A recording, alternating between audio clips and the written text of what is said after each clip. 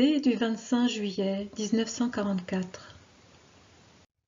Jésus dit : Je monte à l'autel tous les jours, et même des milliers de fois par jour, pour y être consumé.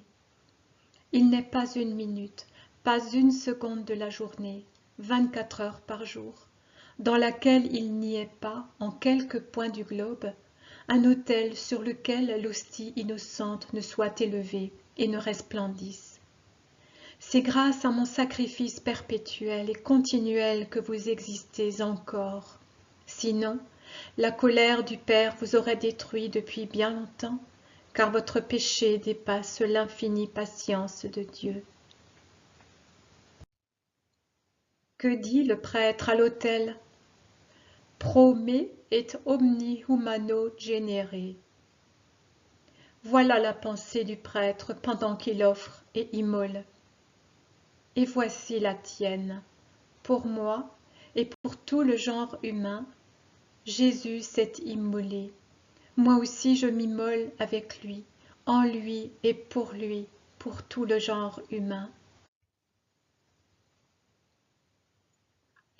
Dictée du 18 mai 1944. Jésus dit : Tu n'y as jamais pensé, Maria, mais la messe reprend les 3 points les plus importants de ma vie en tant que Jésus-Christ, Verbe de Dieu incarné. Lorsque, à la consécration, les espèces deviennent corps et sang, je m'incarne comme autrefois, non pas dans le sein de la Vierge, mais entre les mains d'un homme vierge. Voilà pourquoi une virginité évangélique est exigée de mes prêtres. Malheur aux profanateurs qui touchent le corps du Christ alors que leur corps est souillé par une union charnelle. Car si votre corps est le temple de l'Esprit Saint et doit donc être gardé saint et chaste, le corps du prêtre, sur l'ordre de qui je descends du ciel pour devenir corps et sang, et entre les mains de qui je repose comme dans un berceau, doit être plus pur que le lys. Il en va de même de son esprit, de son cœur, de sa langue. La mise en croix se retrouve dans l'élévation. Une fois élevé de terre, j'attirerai tous les hommes à moi. Par conséquent, lorsque je suis élevé au-dessus de l'autel, j'attire à moi tous les battements de cœur des personnes présentes, tous leurs besoins, toutes leurs souffrances, toutes leurs prières, et c'est avec eux que je me présente au Père pour lui dire : Me voici. Celui qui s'est consumé d'amour te demande, Père, de tout donner à ceux-ci qui m'appartiennent, parce que moi, j'ai tout donné pour eux.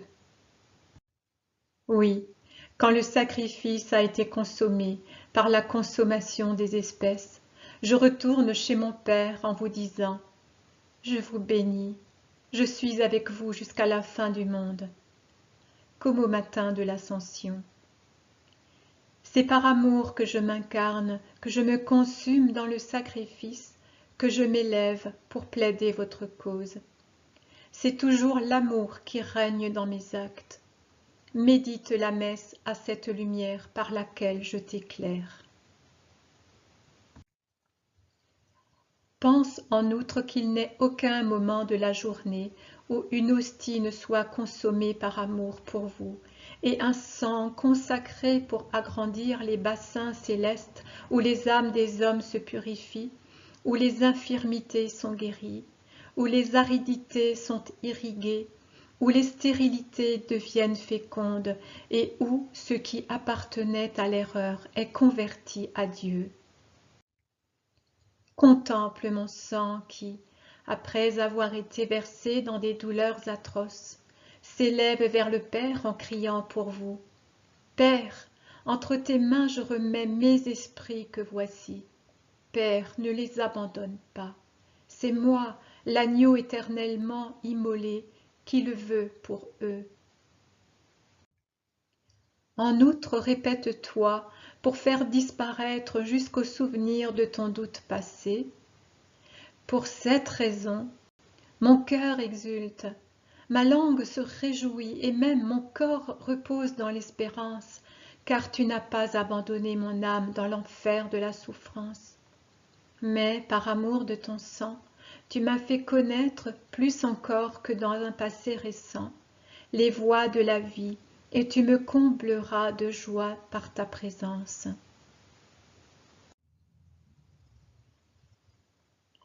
Dictée du 10 juin 1943. Jésus dit: Si ma chair est réellement nourriture et mon sang boisson, comment se fait-il que vos âmes meurent d'inanition? Comment se fait-il que vous ne grandissez pas dans la vie de la grâce? Il y en a beaucoup pour qui c'est comme si mes églises n'avaient pas de ciboire. Ce sont ceux qui m'ont renié ou oublié. Mais il y en a aussi beaucoup qui se nourrissent de moi. Et malgré cela, ils ne font aucun progrès, tandis que chez d'autres, chaque union avec moi Eucharistie apporte un accroissement de grâce. Je vais t'expliquer les causes de ces différences. Il y a ceux qui sont parfaits. Ils me cherchent uniquement parce qu'ils savent que ma joie, c'est d'être accueilli dans le cœur des humains et qu'il n'y a pas de plus grande joie pour eux que de devenir une seule chose avec moi. En ceux-ci, la rencontre eucharistique devient fusion, et l'ardeur qui émane de moi et qui se dégage d'eux est si forte que, comme deux métaux dans un creuset, nous devenons une seule chose. Naturellement, plus la fusion est parfaite, et plus la créature prend mon empreinte, mes propriétés, mes beautés. C'est ainsi que savent s'unir à moi ceux que vous appelez les saints, c'est-à-dire les êtres parfaits qui ont compris qui je suis. Mais j'apporte des grâces indicibles et je transfuse ma grâce à toutes les âmes qui viennent à moi avec un véritable transport et un cœur pur, de sorte qu'elles procèdent sur le chemin de la vie, et même si elles n'atteignent pas une sainteté éclatante, reconnue par le monde, elles atteignent toujours la vie éternelle, car celui qui demeure en moi a la vie éternelle. Pour toutes les âmes qui savent venir à moi avec l'ardeur des premiers et la confiance des seconds, qui me donnent tout ce qu'elles sont en mesure de donner, c'est-à-dire tout l'amour dont elles sont capables, pour ces âmes je suis prêt à accomplir des prodiges de miracles, pourvu que je puisse m'unir à elles. Le plus beau ciel pour moi est dans le cœur des créatures qui m'aiment. Pour elles, même si la rage de Satan détruisait toutes les églises, je descendrai sous forme eucharistique du haut des cieux. Mes anges me porteraient aux âmes affamées de moi, pain vivant qui descend du ciel. D'ailleurs, ceci n'est pas nouveau. Lorsque la foi était encore flamme d'amour vivant, j'ai su aller vers des âmes séraphiques ensevelies dans les ermitages ou les cellules murées. Je n'ai pas besoin de cathédrale pour me contenir. Un cœur que l'amour consacre me suffit. La plus vaste et la plus splendide cathédrale est toujours trop étroite et trop pauvre pour moi, Dieu qui remplit de moi tout ce qui est.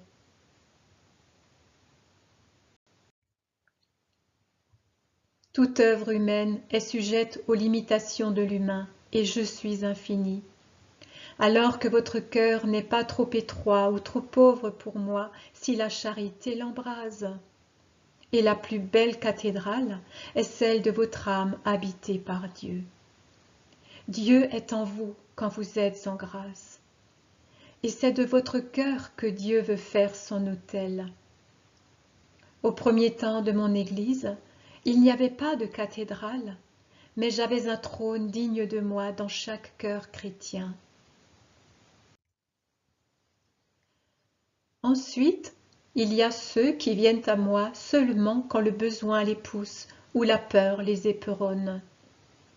Alors ils viennent frapper à mon tabernacle qui s'ouvre, accordant toujours réconfort, et souvent, si elle est utile, la grâce demandée.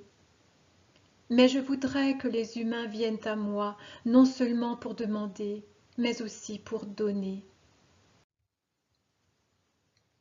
Puis il y a ceux qui s'approchent de la sainte table où je me fais nourriture par habitude. En eux, les fruits du sacrement durent le peu de temps que durent les espèces, et puis ils se dissipent. Puisqu'ils viennent à moi sans aucun élan du cœur, ils ne progressent pas dans la vie de l'esprit, laquelle est essentiellement vie de charité. Je suis charité, et j'apporte la charité. Mais ma charité vient à languir dans ces âmes tièdes que rien ne réussit à réchauffer davantage. Une autre catégorie est celle des pharisiens. Ils existent encore. C'est une mauvaise herbe qui ne meurt pas. Ceux-ci feignent l'ardeur, mais ils sont plus froids que la mort. Toujours semblables à ceux qui me mirent à mort, ils viennent et se mettent bien en vue, gonflés d'orgueil, saturés de fausseté, sûrs de posséder la perfection, sans aucune miséricorde excepté pour eux-mêmes, convaincus qu'ils sont un exemple pour le monde. Au contraire, ce sont ceux qui scandalisent les petits et les éloignent de moi, car leur vie est à l'opposé de ce qu'elle devrait être. Leur piété est de forme et non de substance, et elle se transforme, à peine sont-ils loin de l'autel, en dureté envers leurs frères et sœurs. Ils mangent leur condamnation, car, connaissant votre faiblesse, je pardonne beaucoup de choses, mais je ne pardonne pas le manque de charité, l'hypocrisie, l'orgueil. Je fuis ces cœurs le plus vite possible. Si l'on considère ces diverses catégories, il est facile de comprendre pourquoi l'Eucharistie n'a pas encore fait un paradis de ce monde comme elle aurait dû le faire. C'est vous qui entravez l'avènement de l'amour, qui vous sauverait comme individu et comme société. Si vous vous nourrissiez réellement de moi, avec le cœur, avec l'âme, avec l'esprit, avec la volonté, avec la force, avec l'intellect, avec en somme toutes vos facultés, les haines tomberaient et avec les haines, les guerres. Il n'y aurait plus de fraude, de calomnie, de passions déréglées qui suscitent les adultères et à leur suite les homicides, l'abandon et la suppression des innocents. Le pardon réciproque serait non sur les lèvres, mais dans les cœurs de tous, et vous seriez pardonnés par mon Père. Vous vivriez en ange et passeriez vos journées à m'adorer en vous et en m'invoquant pour la prochaine venue. Ma présence constante dans vos pensées vous tiendrait loin du péché qui commence toujours par une activité intense de la pensée, laquelle se traduit ensuite par l'acte. Mais du cœur devenu ciboire n'émanerait que des pensées surnaturelles, et la terre en serait sanctifiée. La terre deviendrait un vaste autel prêt à recevoir la deuxième venue du Christ, Rédempteur du monde.